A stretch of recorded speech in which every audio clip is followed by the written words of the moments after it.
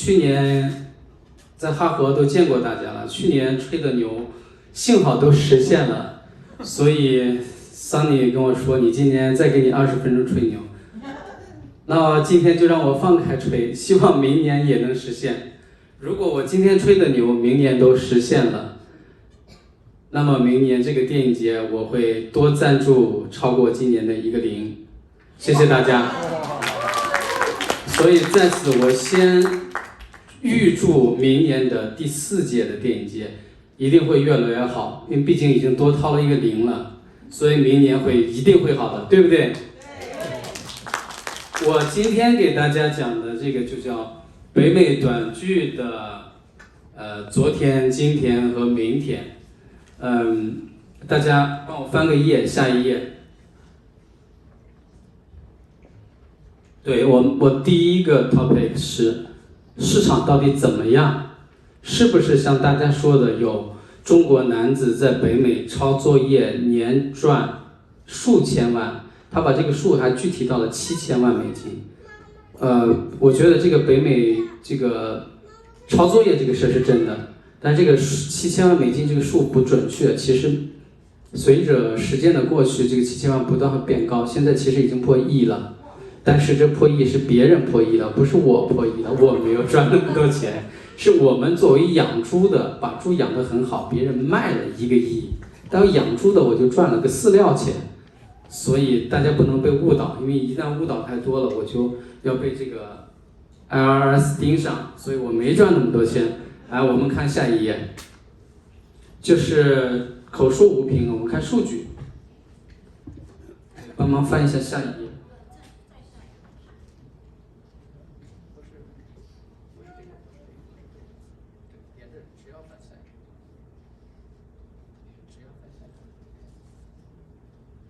我们在说北美之前，得先说中国，因为饮水思源，这个小溪变大河，大河变江海，我们得先知道源头在哪里。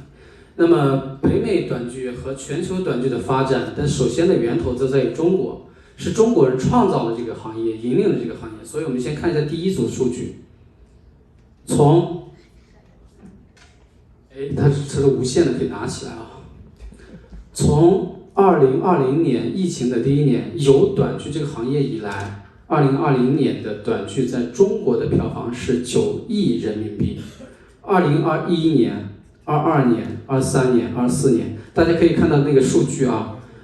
21年的时候还跌下去了，因为疫情更严重了，风控更严了，所以大家闷头都在家里，没有社交，所以短剧公司那个时候才卯足了劲。22年变成100。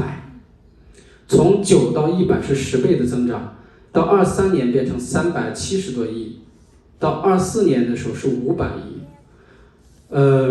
中国电影从大片时代的2020年到2024年，经历了将近25年的发展。中国电影在这么多全球瞩目和国家推动的情况下，才做到了350到450亿，最高的时候是500亿的票房。短剧短短3年就做到了500亿。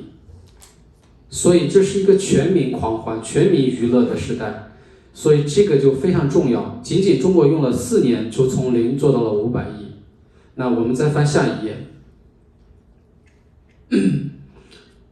北美短剧的元年其实是2024年，但这个单位啊，大家看1.2那个单位，它是1.2个 billion， 就是12亿美金。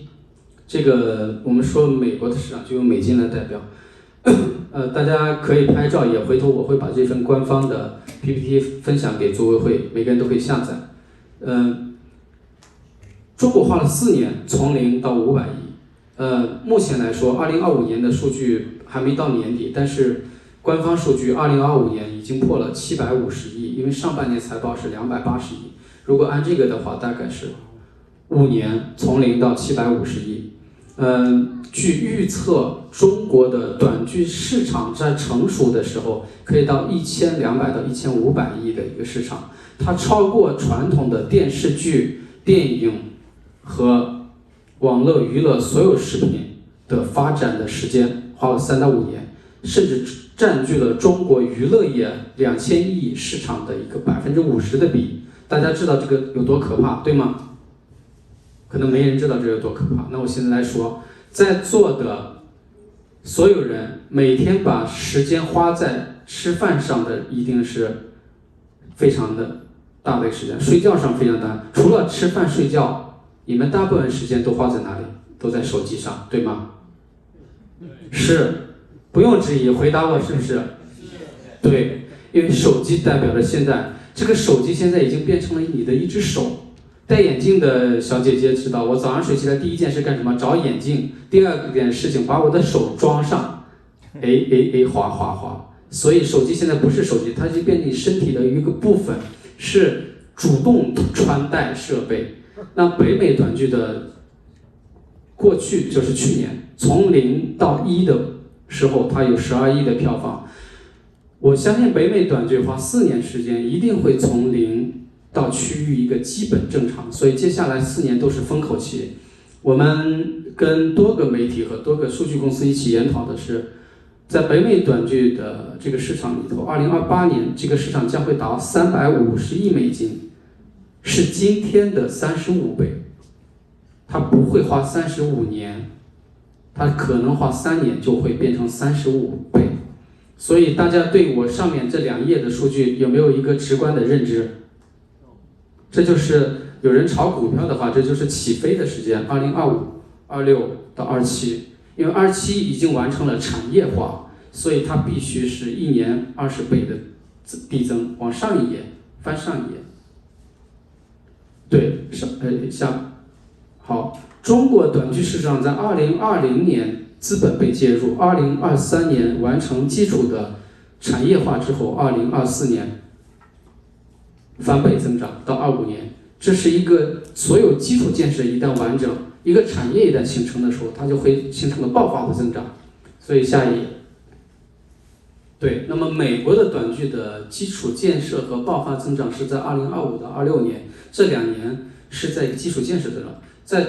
在星期5的早上，星期4的早上，美国时间大前天的早上，美国电影工会这个100年来的一个工会，官方发布了一条重磅消息，对所有的短剧都是重磅消息。它官方发布，从今天开始，电影工会来认可短剧这个新物种，在美国的，就是这个孩子，外来的孩子终于被官方认可了。这是巨大的一个消息，来推动所有基础建设和整个产业链的这个完整化。因为电影工会终于认可了这个孩子，所以这个很重要。来下一页。因为我今天时间只有20分钟，而且还有5分钟互动，减去5分钟的只有15分钟，15分钟只有能讲3个话题，一个话题只有5分钟，我掐着表，已经过去了5分钟，所以我们讲下一个话题。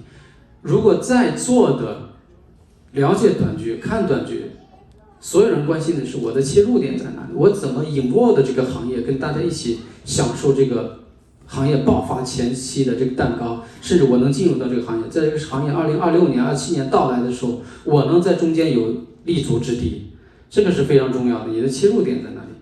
我记得去年我去我们的哈佛的第2届开幕的时候，是张慈老师临危受命，第2天早上9点的讲话，晚上10点跟我打电话，我连夜飞过去。其实那个时候我去年过去的时候才发现，这是一个由北美华人作家群体作为基数，不断增长到今天的电影节的。所以基于这个根基，我今天要给所有我们写作的人，要给一个巨大的信心。那我们下一页，帮我翻下一页。好，这是个饼图，这个饼图大家可以看到。最大的那个百分比在哪里？有人看到我就抱歉，这个字有点小。版权，这个行业无论未来、现在、过去如何发展，永远最重要的是版权。一个版权至少占到短剧这个行业的产业链的40%，甚至我认为它是50%，因为这个不是个非官方报道。在我们自己作为这个短剧行业的这个从业者，我们知道版权甚至占到60%。如果没有版权，就没有制作，没有发行，没有资本，什么都没有。所以大家知道，版权指的是什么？我们用2个字来形容，就是 IP，2个词就叫 IP。所以在座所有的作家都是 IP 的生产者，版权是最最重要的。如果有版权，这个行业的结构才会完整。如果没有版权，因为在中国版权意识特别淡薄，你抄我，我抄我，狗咬狗一嘴毛，或者菜鸡互啄，天天起诉，最后桌子底下的弹劾，大家互相赔钱，互相唱戏。但是版权在美国或西方、欧洲所有地方，它是一个法律，所以它没有桌子底下的动作，也没有桌面上的动作，就是这是你的还是我的，还是我借你的还是我买你的。所以版权是一个法律在北美，所以所有进入到美国北美市场的所有公司都非常注重版权，包括我们。我们去年，我们下一页会讲到我们公司的东西。所以第2个才是制作。那在座的，我想问一下大家，在座的有多少是制作领域的？影视制作领域的可以举个手吗？对，制作领域的我看只有4、5、6、7 ，OK， 我知道了。那剩下大部分我认为都是，要么你是资金，要么你是版权。相信这里应该没有 APP 的发行平台方，或者说有老板想投一个 APP， 应该没有吧？有没有？所以其实因为能投 APP 的老板都特别忙，特别有钱。所以我想说的就第一个，在座的基础大部分都是版权，因为我们做鞋的所有人都可以写字。所以版权是最重要和最值钱，最重要最值钱。所以我觉得李主席一定要知道，你们手里有金矿，但你一定要把金矿商业化，找专业公司去商业化，不然这个金矿会发霉。现在已经发霉2年了。不会继续发霉。对，一定不能让金矿发霉，要让它闪闪发光。所以版权最重要。第2个是制作，那我在制作板块我等下会说。那发行 APP 就是，我说简单一点，这帮奸商他们有钱，所以他们做了 APP， 他们只是一个播放器，一堆辛辛苦苦写字有版权的人交给一堆辛辛苦苦做制作的人，这制作和版权生了个孩子给他们，他们只做了个播放器，一点能播放，他们就开始赚钱，而他们赚的是85%，制作和版权只占15%。这就是非常不公平，就相当于占了2%的华人创造了15%的经济商业文化，在美国却经常得不到15%的对待。所以往下一页走，做一家好的内容公司。怎么做一家好的内容公司？我把所有手里拥有版权的，哪怕没有版权，但是有制作的，那最后版权一定会和制作合2为1。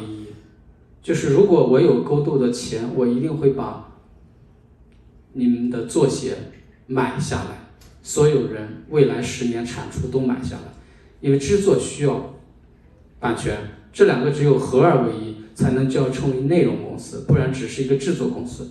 90%的制作公司是没有版权 IP 的原创能力的。现在掐着我们公司这个脖子的，掐脖子的那个咽喉的那个东西就要版权。所以我们如果没有版权，我们就会被沦落为生产机器，一直生产，但我们没有创造力，我就不能拿到80%的利润，我就永远拿15%的利润。所以这就是所有制作公司的这个痛点。来下一页。因为在公开场合我讲所有别人家的公司，我都讲的不准，甚至会给别人形成造谣。我不如把我们公司的案例拿出来讲，我说的所有话都代表官方，所以我最后选择用我们公司来讲。这是我们公司 iJourney Holding INC， 这是一家正在筹备做纳斯达克上市的公司。所以在这家公司下面有1、2、3、4、5、6，大家看到每一个小方块其实是我们的公司。X Story 是一个我们专门做版权交易的公司，意味着我要向谁买版权，我的版权归属在那家公司。我们集团下属的所有版权都在 X Story 这家公司，甚至包括我们自己原创的、聘请的、独家签约的编剧写的版权，都在这家公司，没问题。我掐着表的，肯定5分钟。那第二个是 I lead， 就是投资，这个投资分为2种，别人看好短剧行业，想投资我们，那这个钱只能进到那家公司去。我们会给所有人投资人留了一个接口，甚至我们下属有短剧基金，所以这个叫别人投我们，或者我们自己投我们自己，在内部循环都是由他来做投资的，这是一个公司基础的架构。这叫见人说人话，见鬼说鬼话，对吧？投资方来了，我们得让这家公司去谈。第3个才是旅程娱乐 Journey Entertainment 短剧制作，这家公司是专注于制作的公司，在为了制作变得更好、更省钱和更有助于制作，我们投了400万在新泽西的 Edison 做了一个虚拟摄影棚，叫 X Crazy Studio。这是为了赋能我们制作，让制作不受天气影响，不受噪音影响，不受纽约新泽西州政府 permit 的影响去申请。所以我们建了一个虚拟摄影棚，就是在摄影棚里有巨大的屏幕，可以在海上、在沙漠、在山河、湖泊、森林、田野去拍戏，甚至曼哈顿楼顶，所有的地方不受噪音干扰，不受危险，翻车、撞车、烟火、爆破、枪战都可以在棚里拍。所以这就是虚拟摄影棚。那同时我们还有个 mini studio，mini studio 是做摄影、灯光、服装、道具和汽车车队，像 truck，这个 mini 版中巴，像这次我们就赞助了一台中巴给电影节来做接送。所以这是一个器材租赁公司。其实这2家都统一是为制作服务，但所有的制作都需要有人投资和有人给版权，所以这是一个小型闭环的内部的产业链。然后最后才是 With Film， 我们是个长片电影公司，它是独立于所有的短剧之外的一个体系，唯独在我们的这个商业版图上没有 APP， 因为 APP 真的是有钱人玩的，一天要烧150万到250万美金一天，而且每天要烧，而且看谁烧得多，烧死对方，我卷死你我就活下来了，所以这就是中国人的逻辑。那说到这个。那再往下翻，后面就是对，这就是我们票房最高的那部剧。再往下翻，应该没了。就是每年我们都在创造无数个票房天花板。可能大家觉得超过200万美金不高，但是投资只有20万，10倍的收益，大家觉得高吗？所以我用最后2分钟来总结一下啊，就是大家所有想进入到短剧这个风口领域的小伙伴们，一定要再往上翻，帮我翻上面一个圆饼图，找到那个圆饼图。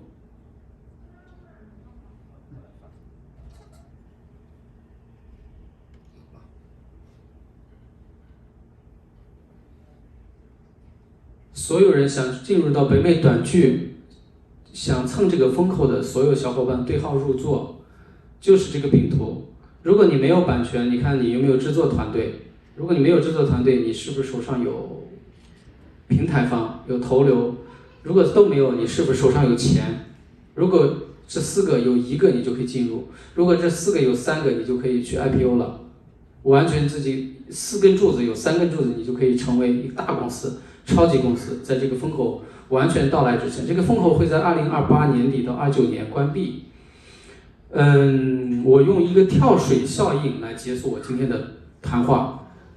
跳水效应指的是什么？指的是一群人在路过一个桥，有个小孩从桥上在河里游泳要被淹死了，所有人都在桥上观看着这个小孩马上被淹死了，但是寒冬腊月没有人下水救他。就在这个时候，突然一个小伙子跳下去，扑通去救了那个小孩。在长达5分钟的观望里面，没有人下水。但自从这个小伙子跳下去那一瞬间，后面就会有不断的人跳下去帮助小伙子去救那个小孩。所以北美短剧市场现在就是跳水效应。在今年的8月份，迪士尼、环球、福克斯终于宣布它下爽了，第一个跳下水的就是迪士尼。所以这个跳水效应在今年8月份开始起了发酵作用、带头作用，再到10月份2个月，短短2个月推动了整个北美电影工会官方介入。所以这个跳水效应开始就意味着大家观望了18个月之后，终于决定入局跟中国人抢一口饭吃。大家也觉得这个是未来，这个是市场。所以这个我们公司我在总结，为什么到今天为止一骑绝尘做到头部做到这么好，是因为我们在提前1年就看到了这个市场的未来。就是你一定要提前发现风口，并且抓住它，并且利用好它。那其实马上会迎来这个北美短剧的短剧之外第2个行业，就是直播带货。我还有1分钟，直播带货会在2026年底到27年初，北美的直播带货会迎来风口，现在可以提前布局。AI 我认为 AI 的风口还没有来 ，AI 只是在吹风，风的龙卷风的中心真正还得2年，因为在民用领域可以了，但在 AI 的视频和数据领域 ，AI 应该还有2年的路要走。所以这是我今天我所有的演讲，希望大家把这个干货拿回去好好消化，如果消化不了，可以微信联系我，谢谢大家。